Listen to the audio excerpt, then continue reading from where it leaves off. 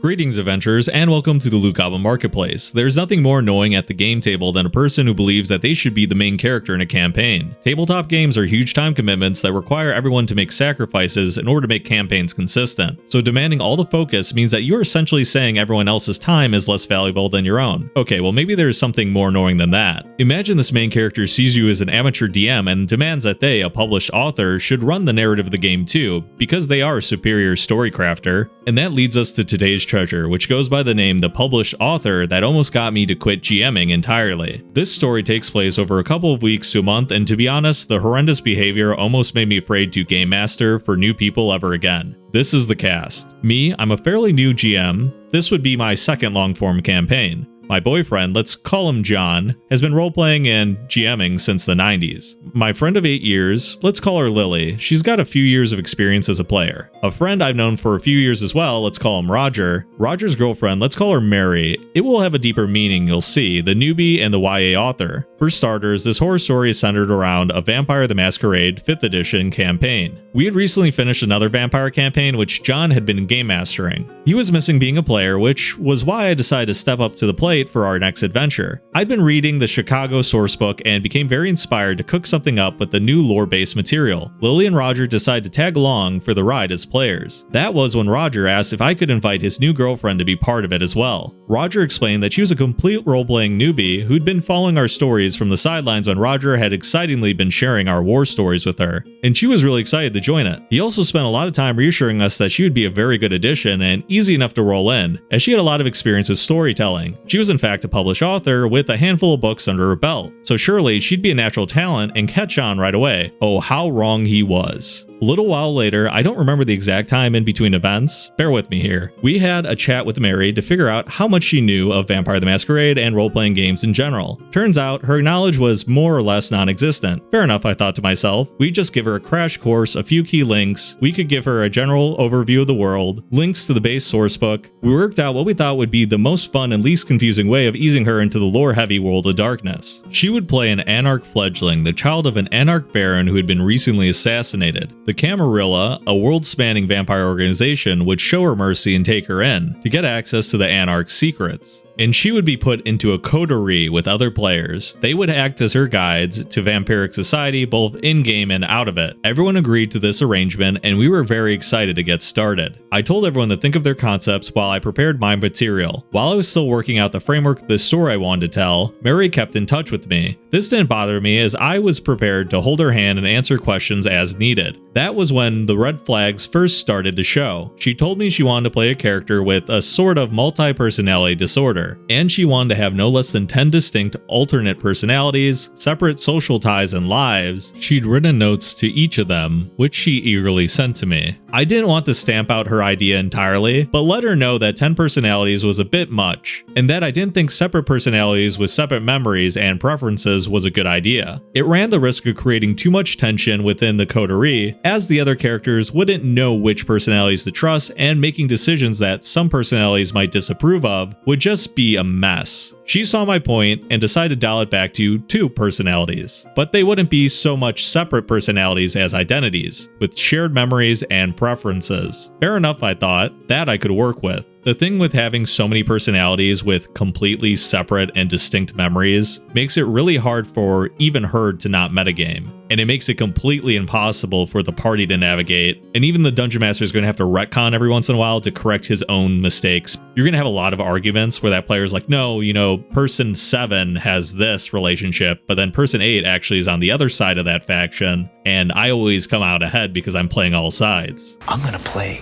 both sides. Why would you tell me that? The reason I'm telling you all this is because I'm playing both sides so that I always come out on top. Never tell one side that you're playing both sides. Yeah. And number 2, if you are going to play both sides, don't give away the information before you get what you want. Oh, shit. Alright, let's get back to the story. She also wanted to write a short backstory about her character. At this point, we settled on him being from the vampiric clan, the Ministry. Henceforth, her character will be known as Ministry. She sent the story to me, and it was a short story, alright, spanning many pages of writing diary entries. It was a little melodramatic, setting her character as a kidnapped victim of the sire's sadistic obsession and desire, ending with the ministry being turned into a vampire. As it was written from the character's POV, the drama made sense. I thought it gave a very clear picture of her character's aloof, melodramatic nature. At this point, she'd settled on ministry being a luxury escort and drag queen. He had his own private identity being a man, and then his drag escort identity, who was a woman.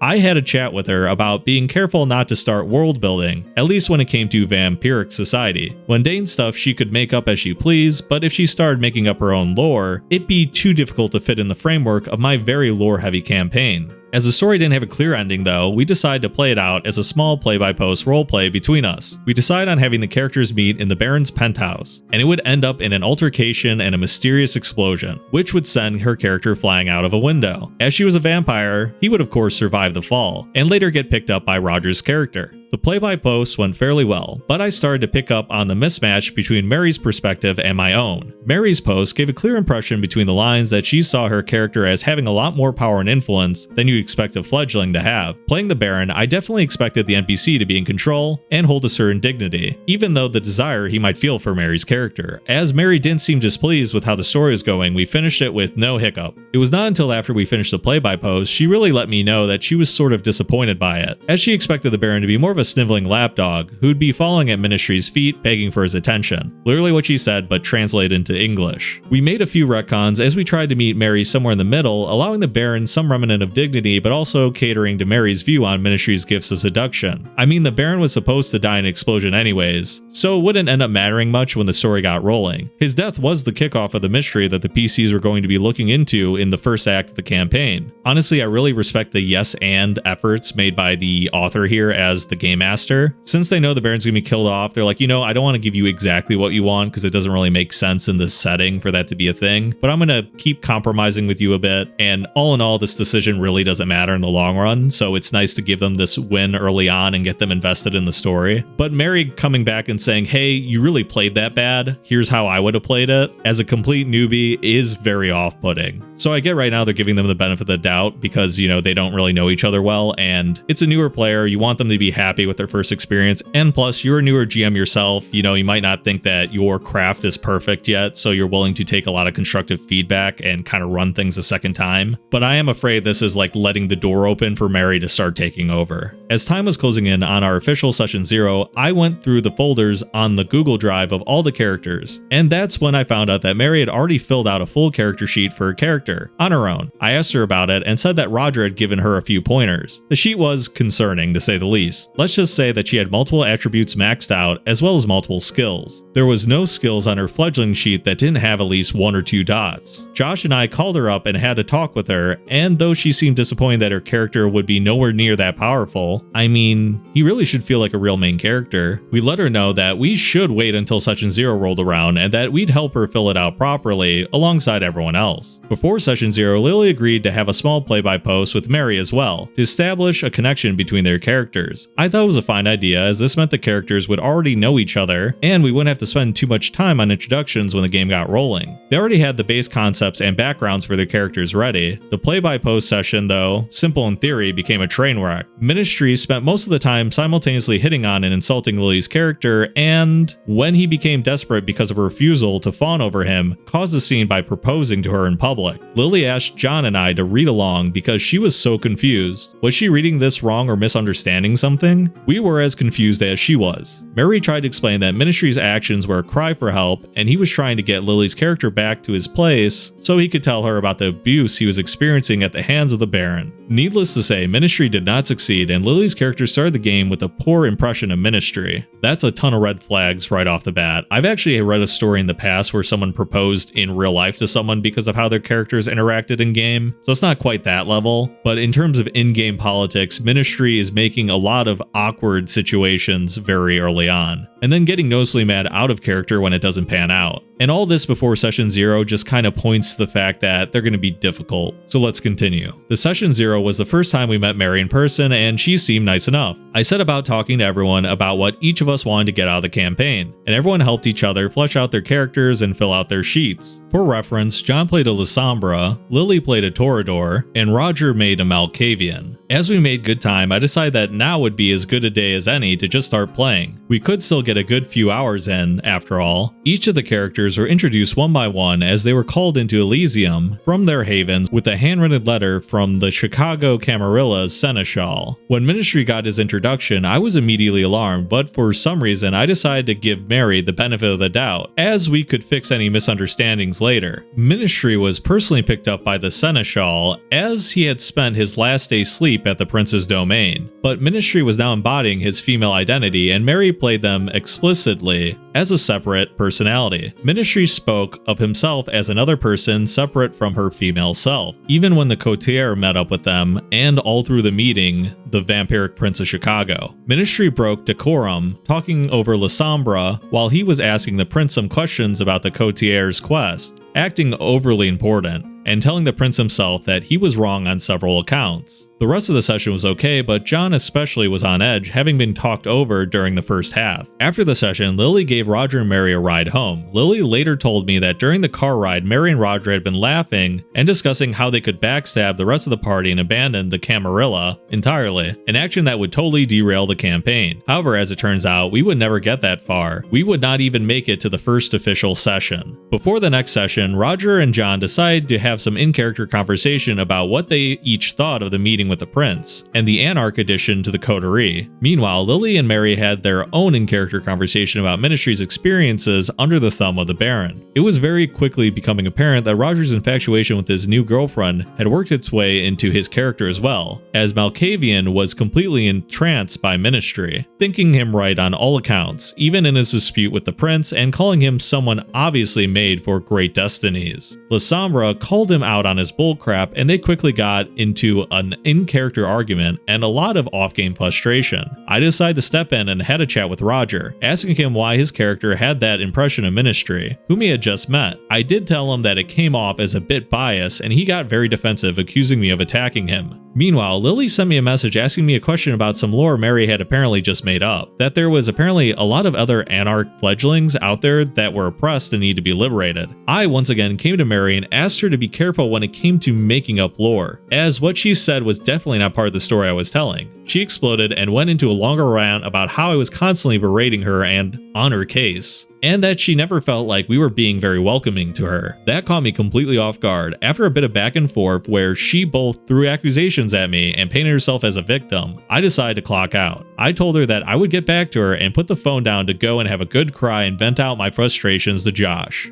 I didn't check my phone for the next 24 hours or so, having let the group know that Josh and I had a birthday to attend the next day. And so far, I think you have a lot of reasonable complaints. 2 of them feel like they can just strong arm you into running the campaign they want, to the point where they're flat out telling the other players, hey, this is where the campaign's going. And not even saying that you approved it, just saying like, it doesn't matter. This is what we're going to end up doing. This is some serious main character syndrome, and I know you guys have only had one official session, but in every play-by post, she seems to find a way to dominate the narrative and then yell at you when you point out that, hey, you know, I didn't exactly say that. I'm the game master. I rule one way or the other. And to claim that you're being hard on her because you're not making her the main character is kind of ridiculous. And I'm assuming it's only going to get worse from here just because you put your phone down for 24 hours, which means Mary, unopposed, can make all the play-by-post claims that she wants. Based on how important she expects to be, I'm almost assuming she's going to be the Queen of Chicago when you pick up your phone next. So let's see. It was not until we got back that Lily let us know that in our absence, she had tried to pour some water on the fire. This had only agitated Mary more, and she was sure that we sent Lily to fix things, which according to her was a dick move. She wouldn't believe Lily in that it was all her idea to try some diplomacy. Turning on my phone, I found a slew of texts from Mary, in which she both scolded me and the group for our treatment of her, while simultaneously apologizing and making herself seem completely innocent and in good faith. That was the last straw, and I immediately following this sent a group text dismantling the campaign. I wanted nothing to do with any of it, and I promised myself a long break from GMing. Mary's response was, of course, that I had been completely unreasonable and unfair while simultaneously apologizing for upsetting me. I haven't spoken to Roger or Mary since. Last I heard, Roger was starting a campaign of his own with Mary as one of the players. Oh, are those poor souls in for a treat. Some of her behavior could of course be excused as her being a complete newbie, and maybe I could have handled some of it better, but by God, did that experience leave me with some GM trauma. Fun bonus info, we sent Mary a link to Geek and Sundry's LA by Night, and her reaction was that she couldn't bear to watch it, as they were horribly bad amateurs. And she would know because she knew what good amateur actors looked like, as she had hired some to film a trailer for one of her books. We all dropped our jaws at this response. Also, for anyone curious, her books are cringy YA novels published by a minor business. You definitely haven't heard of them. TLDR, dude brings his newbie YA author girlfriend into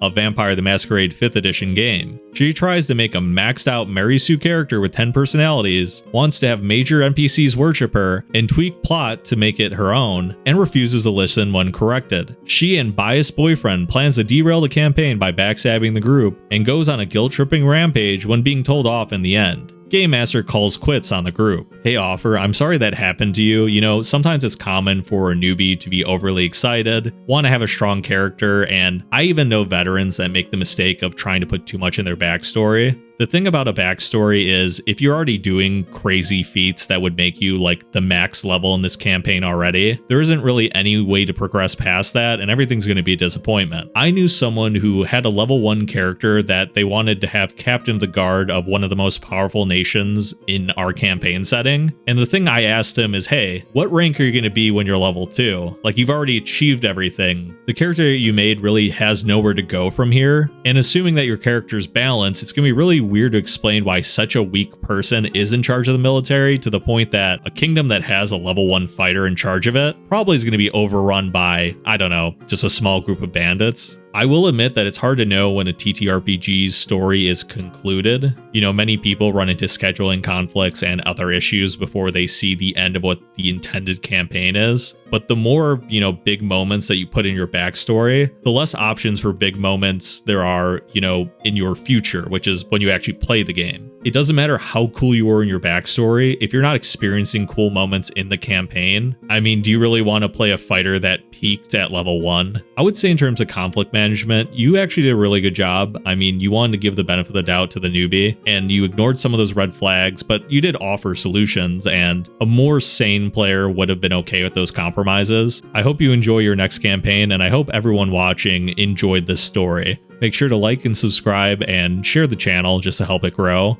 and I hope to see you in the next one. Farewell for now.